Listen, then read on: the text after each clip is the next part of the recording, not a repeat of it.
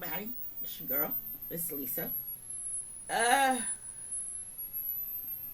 I very rarely, you know, talk about, you know, certain things. Very rarely do I do an input. Excuse the hair. I washed my hair, so I got it twisted up. Um,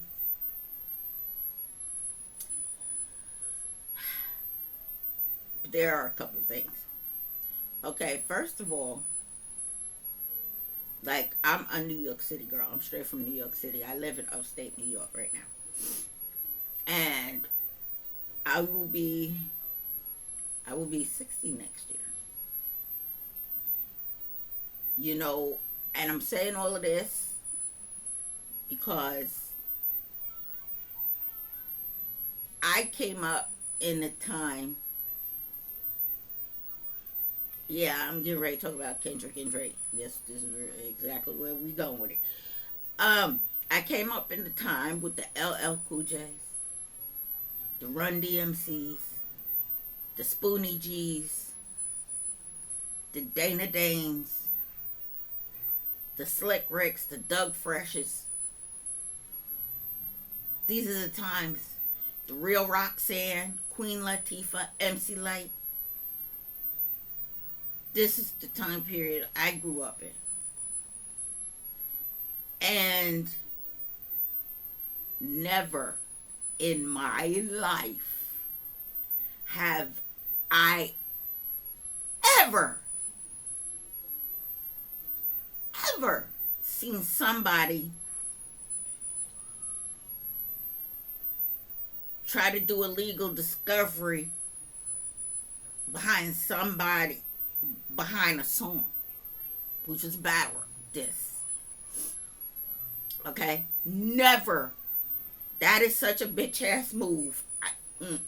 Like I said, this is why I said I came up in these times. Spoonie G's, Cool Mo D's, LL Cool J, Dougie Fresh, Slick Rick, Run DMC, MC Light, Queen Latifah. I came up in this era. And I know for a fact that each one of them have battled. Because a lot of them, that's where they got their start. When they went to the school playground,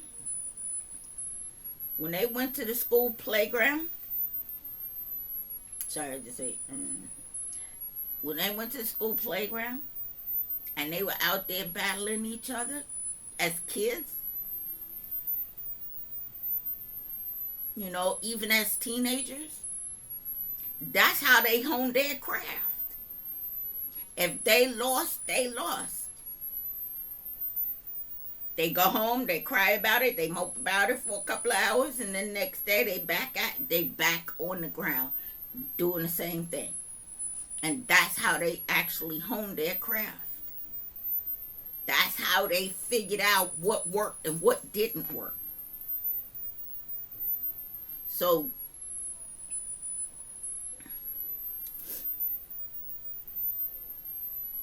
that was a punk ass move by Drake. I'm sorry. It really was. I'm sorry, not sorry. That was a punk ass move by Drake. Because you didn't like what was said. What's that cliche saying? People that live in glass houses should not throw stones. Well, weren't you throwing stones at Kendrick? And now when he responds,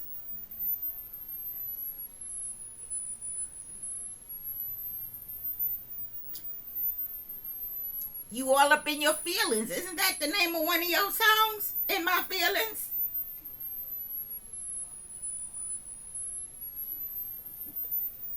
Okay. I had to get that little bit off my chest.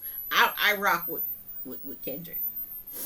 You know, I never really was into Kendrick until I saw him at the Super Bowl when he came with Dr. Dre and Snoop Dogg. And I was like, oh, we rocking like that. I did, But then when he hit us with They Not Like Us, that was a done deal. That was Done done deal. I said Kendrick all the way. You know, I even listened to his GNX. You know, and I can honestly say, usually when I hear a whole album, there's like maybe one, two, maybe even three that I might even rock with. But this whole album, I rocks with. That GNX, there's not a song on there that I will not rock with. You know, I mean, he even threw a baby making. So I said, "Ooh, there's gonna be some baby making on that song." That's on some Luther Vandross type stuff. Y'all about to. There's gonna be a whole lot of people getting pregnant on that song. Luther, I love it. I love it. I love it. I love it. Okay. Now, with that said, now let's get to the crux of the matter. Andrew Schulz. Andrew Schulz is not funny. He's not. He's so. He's more offensive than funny. Okay? See, I come up in the era of the Mom Mabley, Red Fox, Richard Pryor, Eddie Murphy. And when I said Mom's Mabley, you knew I took it back, way back. Okay? Even Red Fox, Richard Pryor, Eddie Murphy, Bernie Mac. You know, so my Cat Williams, so my comedy standards is pretty high. You know, but to hear what he said, okay, that was offensive. That wasn't even funny. That was just straight ass offensive. And all you guys who sat on that stage, sat on them couches with him and laughed with him, y'all just about as complicit. I said because I am going to touch on one specific thing that is really eating me to my core. And it's really eating me at the core. When he said, when Andrew Schulz said what he said about what he would do to Kendrick Lamar, that wasn't funny. I was offended. I was strongly offended. I said, because I'm a survivor of grape and SA. I'm a survivor. Okay? So when you made that remark, because we're going to take the fact, let's take the fact that I rock with Kendrick. Okay? Let's just take that out of the equation for a minute. Okay? The mere fact that you would say that you would even fix your lips to say that is so disrespectful and offensive to people that actually had to deal with that. That was so offensive. And me being a survivor, that was beyond offensive. I didn't see nothing funny about that. And you clowns that were sitting on the couch laughing with him when he said it, y'all just about complicit. Because you allowed this man to say this. You allowed this actual white man to say this about a black man.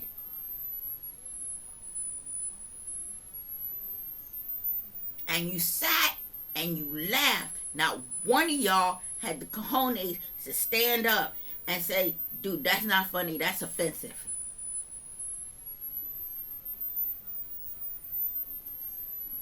Not now one of y'all on that couch checked him on that. That was a disgusting thing that he said, and it was offensive. I can only speak for me, but I'm sure if other survivors heard it, I'm pretty sure they would take it as offensive as well. But as for me, being a survivor, that was extraordinarily offensive. And that was not even funny. That was nowhere close to being funny. Offensive and beyond is what that was. And the thing is, you didn't even stop to think, is this an appropriate thing to even say? Because you keep hiding behind, oh, but they're jokes, they're jokes. That ain't, no, I'm not laughing. Because that's not funny. That is offensive, not funny. And if you don't know what the difference is between the two of them, I suggest you Google it.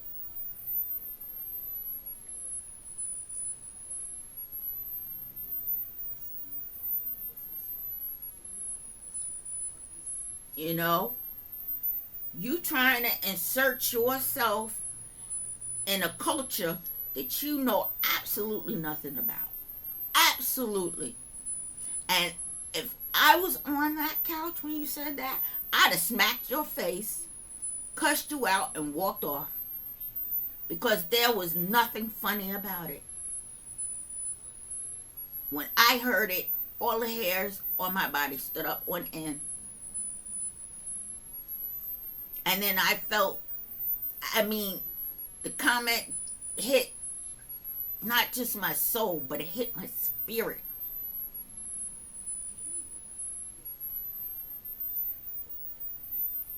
You know, that just hit my spirit. And it hit it wrong.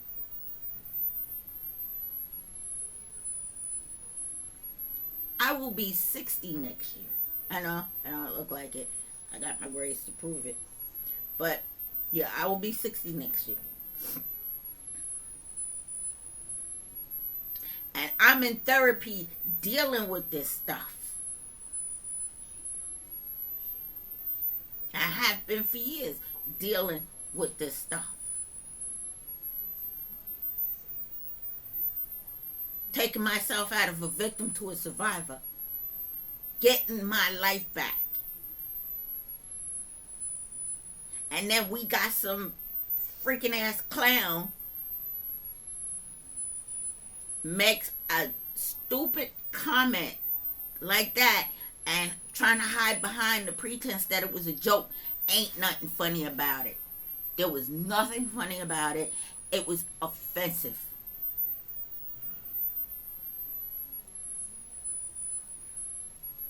And if no other survivors are speaking out on that, I'm speaking out on it because it was offensive. How would you like it if somebody did that to you?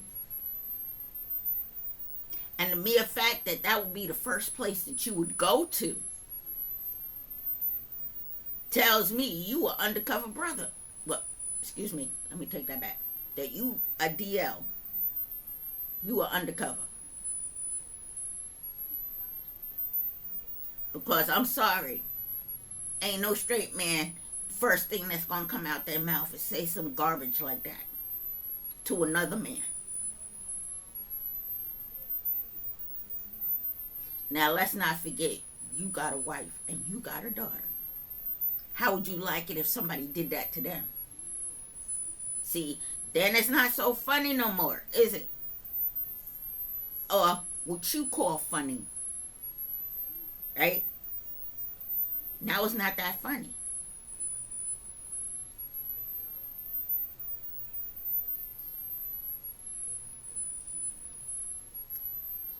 Rude.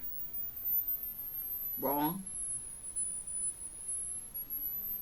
And straight up disgusting. That's all I gotta say. That's straight up disgusting.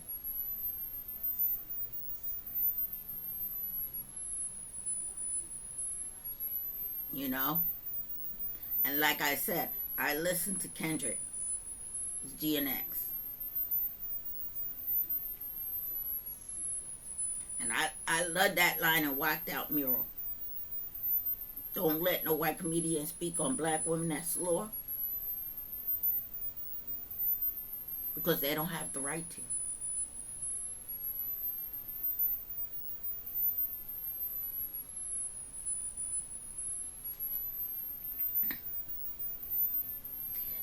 This is just hitting me all wrong, all kinds of wrong.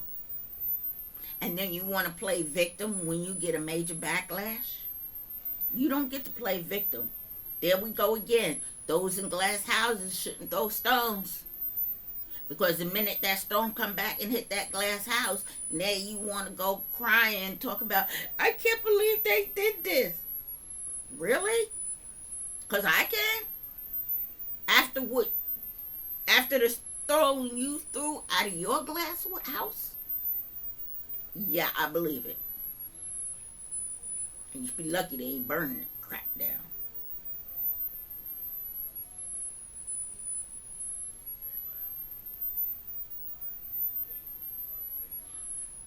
Before you said that, you should have thought about it before you say. See, you the type of person that don't think before you speak.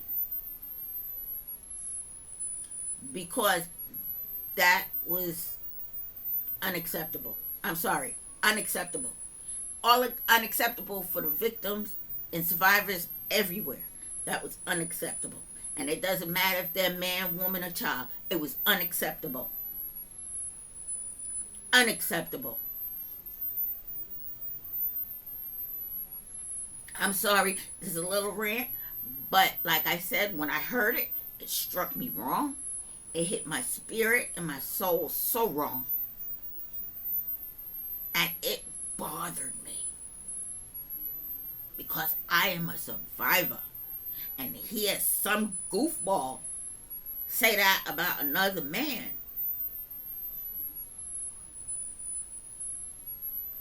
See, I don't have any kind of sympathy for whatever backlash you get. I have none. And this is towards Andrew Schulz. I have no kind of sympathy. None. Zero. That's how much sympathy I got.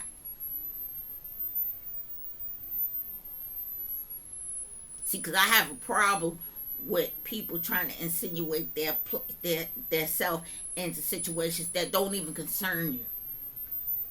And the minute that you get backlash,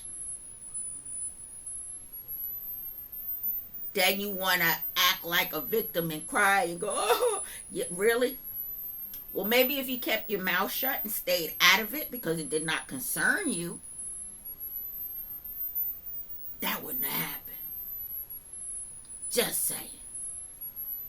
So, I'm sorry. It's a little bit of rant. But I just had to get that off my chest. You know? Because that should never be said out of anybody's mouth. I don't care who you are. Black, white, red, brown, green, orange, purple. I could care less. That should not come out of anybody's mouth. And you never took into consideration about how the victims and survivors were going to respond or how they felt about it. Hearing you say it. I'm a survivor. And I'm telling you, that was the most disgusting thing I've heard in my life.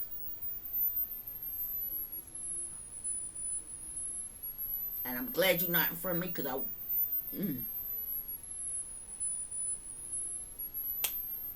I would cuss you out. But anyway, this your girl Lisa, and I had to do it. I had to do it. You know, and I know there's some victims and survivors out there that probably heard the same thing and probably afraid to say nothing. Well, I'm going to say something. As a survivor, I'm going to say something. Disgusting. And next time before you decide you want to say something, maybe you should pause and think about what's going to come out your mouth next. And think about and ask yourself, is this an appropriate thing to say?